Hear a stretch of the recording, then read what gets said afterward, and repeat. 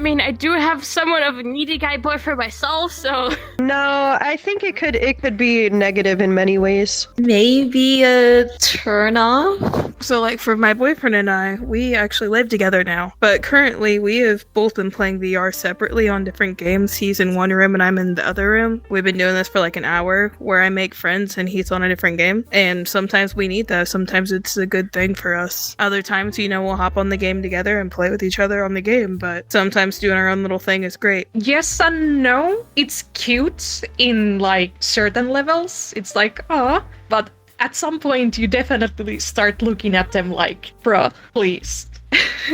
But in certain levels it's very cute. Oof. I'm going to call out my friends on this.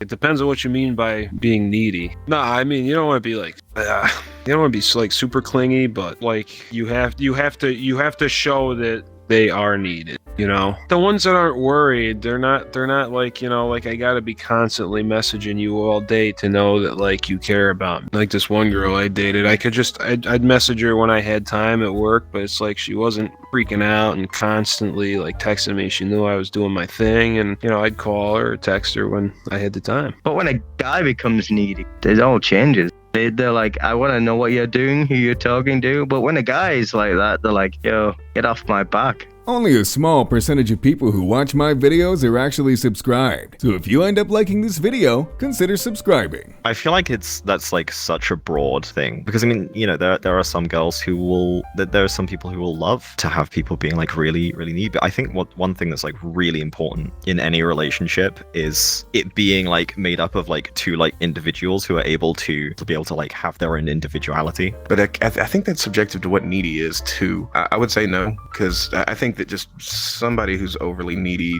no matter their gender, sex, orientation, whatever, it's just kind of irritating. Like, especially if you're an adult, at that point you need to kind of be taking care of your own shit, not need somebody else to help you get through it. But at the same time, I do also understand that there's a lot of some people have mental issues and are trying their best and coping with things, and they do need that. So as somebody who doesn't really relate to something like that, it's easy for me to say, no, stop being a baby and grow the fuck up. But that's not fair. Also depends on how much you're seeing them, like in person. If you can't really see each other, then it's nicer to have more frequent messages. But if it's like what I do when I'm at my boyfriend's place, he also works and then just hang around in his room or upstairs. We often have like 5-minute cuddle breaks, and then we both go do our stuff again, and I find that really nice. If you go into a relationship, first be comfortable to always be like on your own, because that makes you just a much nicer person to be together, because it's much nicer to be with someone who can function on their own, who doesn't need you all the time. I really like having my independence to really enjoy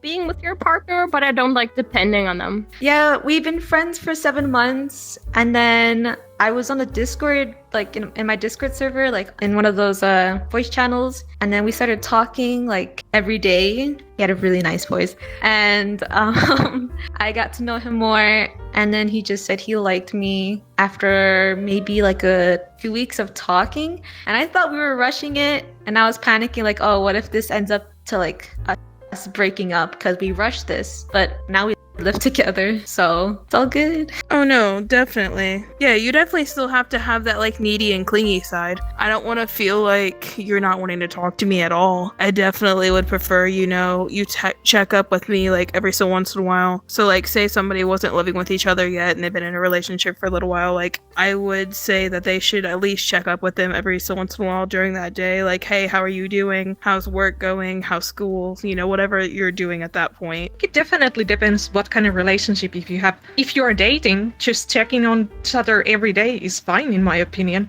Just a quick like good morning or good night, like perfect. If you're calling or messaging every single hour, then maybe tone it down a little bit. I'm 54. I'm old school, really. I used to hang out in Second Life. I'm a 3D developer as well, so it's sort of a graphic designer, and so I developed 3D worlds in Second Life. Started early, mucking around with very early VR. Sorry, my driving's terrible.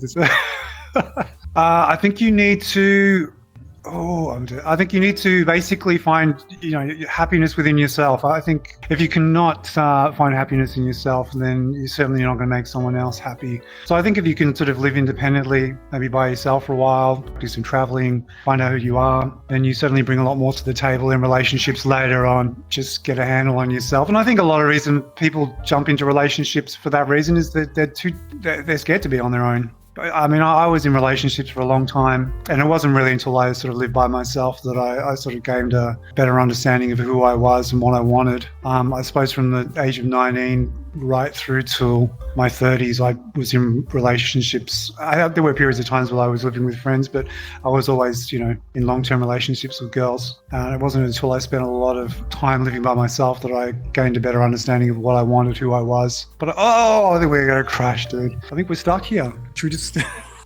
I feel like texting is annoying because it's like it could be misinterpreted in so many ways, and your emotions can't be felt through text messages. So you could say something and it could come off the wrong way, like when it's not supposed to come off that way, and then the other person takes it the wrong way, and then you take it the wrong way, and it's just a mess. Whereas if you just talked on the phone, you'd know the emotions. Well, I've only had like 2 relationships in my life, but I've had crushes and other stuff before. Don't look for a relationship. Like, I don't like being on dating websites and stuff, because if you're already going in with the intention of like going to a relationship, yes, you're going to ask a lot of questions that are going to be important if you're going to go into a relationship, but I think you're also overlooking stuff to get to that goal. Like, oh yeah, I'm going to overlook this stuff because I just want the attention, I want the love, and I find it much nicer to not expect these things and then have them as like an add-on at the later point and having the friendship, because that's what happened with my current boyfriend. I was sad after a crush and I was like, god damn it, I just want to have, a boy I can be friends with and just hang. And, a few months later, I was like, I like you more than that. So far, I've always been the one to make the first move. Thinking about it now, I think there was this one guy, I don't know if he was needy, but he was kind of like pushing a little too hard. Like, he was already talking about like us meeting, but it's only been like, 2 weeks, 3 weeks of us talking. But this was before my boyfriend. And he sent me like pictures of himself, sent money. And oh my god. Yeah. Only because I was streaming. He like donated.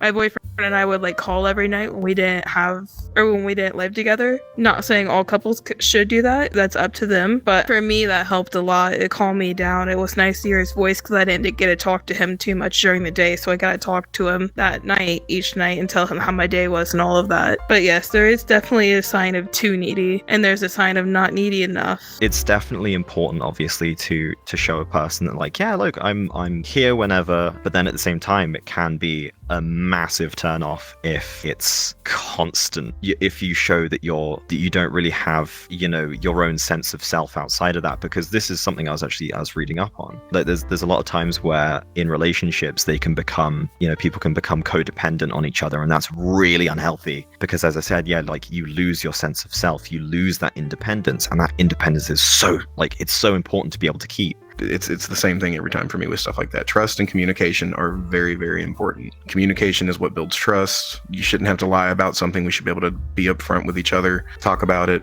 If it's a big issue that we're both conflicted on, we're either going to work through it or we're going to realize that this is not where we need to be. And I don't think a lot of people get there in the conflict where they're like, this isn't going to work for us, so let's just cut it where it is. Let's remain friends because obviously we got together because I did enjoy you. I think that you're a good person to some degree, but we're just not meant for each other. And I think that more people could probably keep a good friend and leave a relationship if they thought of it like that. But a lot of people end things and then they never talk again. I'm with my girlfriend right now for 5 years, coming up in December, and we literally, we went to my ex from way back in the day's wedding. We went to her birthday like last month. I don't know. I think it really depends on the girl, to be quite honest. I mean, some girls like to mother guys and they et cetera, and some girls like independent guys. So it's really, I couldn't answer that question, to be quite honest with you. But I think as you go older, you just tend to, you want someone that's generally more independent and self-assured and are more aware of themselves. I don't know. Tricky question, that one. I don't mind it. It's just annoying when I like them to be nice, but I don't like nice guys, don't overdo it with the niceness because I like sarcasm and making fun of each other. So, you know. What do you think about like short bearded person? Short bearded? Yeah, I have a friend who's short and bearded. I find him pretty cute and attractive. Let me sit up for this. So I feel like needy is more like a clingy vibe. So there's a certain extent. Same with women. I feel like having your partner around every so once in a while when you are feeling like you need to have their attention is alright. But when you constantly can't go without them for more than like 5 to 10 minutes, I feel like that might be the issue. Like, don't get me wrong, when it comes to couples, I think it's really adorable when they are more like in touch with themselves and actually can hang out all the time with each other and not have any issues. I mean, personally, relationships, I just try to steer clear of it right now at this point in my life. But you just gotta let it come to you naturally, I guess. Don't go looking for it, because usually when you look for it,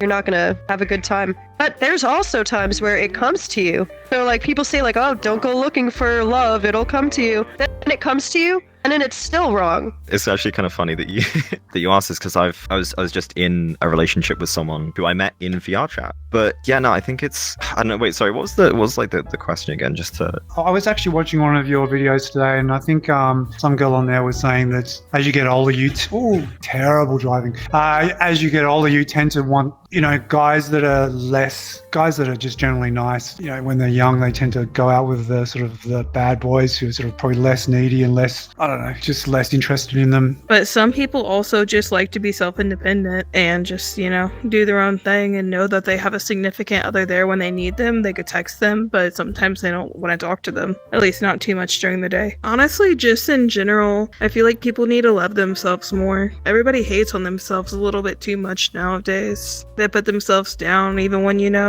say they're not feeling that great one day. Do small things that's going to help encourage you to feel better. And depression is a really real thing for a lot of people. So, just take care of yourself. Try to make sure that, you're at least staying hygienic. Even if you need to take a shower. Showers always help, even if you're really not feeling that great. Just take care of yourself. That's about it. I mean, me personally, I just like going on it because, like you said, it's kind of escaping reality in a way. And it's nice to escape reality sometimes. And plus, I have fun, and I meet people. Have you seen Ready Player One? Have you ever seen Ready Player One and how people use it as an escape? I'm big, boy. I've heard about that. Is that a movie or a show? Yeah. I've never seen it. It's basically the closest thing we have to VR chat. It's based around social shit and video games, where you can have a whole different life. In VR chat, I don't have to tell you my name. You don't have to see what I look like. You don't have to know anything about my past, and I can just have a conversation with you. That's why VR chat's so awesome, bro. Yeah. And I built an entire friend group based on VR chat. That's what's been consistent. Kindness is contagious. When you are kind, you inspire others. Be the spark. Spreading kindness merchandise available now.